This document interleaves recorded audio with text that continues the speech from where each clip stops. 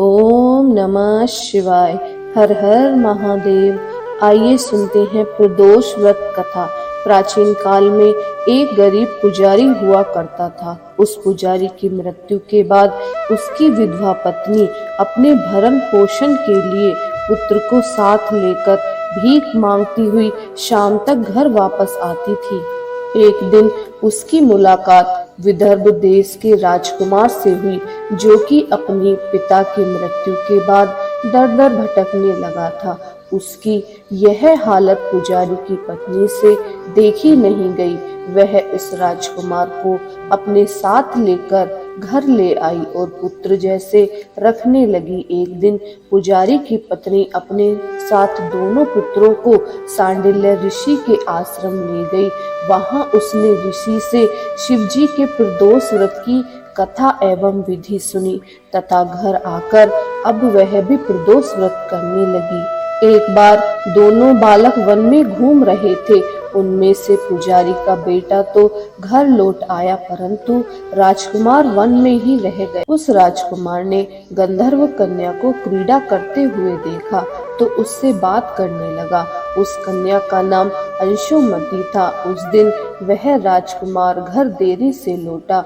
राजकुमार दूसरे दिन फिर से उसी जगह पहुंचा जहां अंशुमति अपने माता पिता से बात कर रही थी। तभी अंशुमति के पिता ने उस राजकुमार को पहचान लिया तथा उससे कहा कि आप तो विदर्भ नगर के राजकुमार हो ना, आपका नाम धर्मगुप्त है। अंशुमति के माता पिता को वह राजकुमार पसंद आया और उन्होंने कहा कि शिवजी की कृपा से हम अपनी पुत्री का विवाह आपसे करना चाहते हैं। क्या आप इस विवाह के लिए तैयार हैं? राजकुमार ने अपनी स्वीकृति दे दी। उन दोनों का विवाह संपन्न हुआ। बाद में राजकुमार ने गंधर्व की विशाल सेना के साथ विदर्भ पर हमला किया और घमासान युद्ध पर विजय प्राप्त की तथा पत्नी के साथ राज्य करने लगा। वहां उस महल में वह पुजारी की पत्नी और पुत्र को आदर के साथ ले आया तथा साथ रहने लगा। पुजारी की पत्नी तथा पुत्र के सभी दुख व दरिद्रता दूर हो गई और वे सुख से अपना जीवन व्यतीत करने लगे। एक दिन अंशुमति ने राजकुमार से इन सभी बातों के पीछे का कारण और रहस्य पूछा।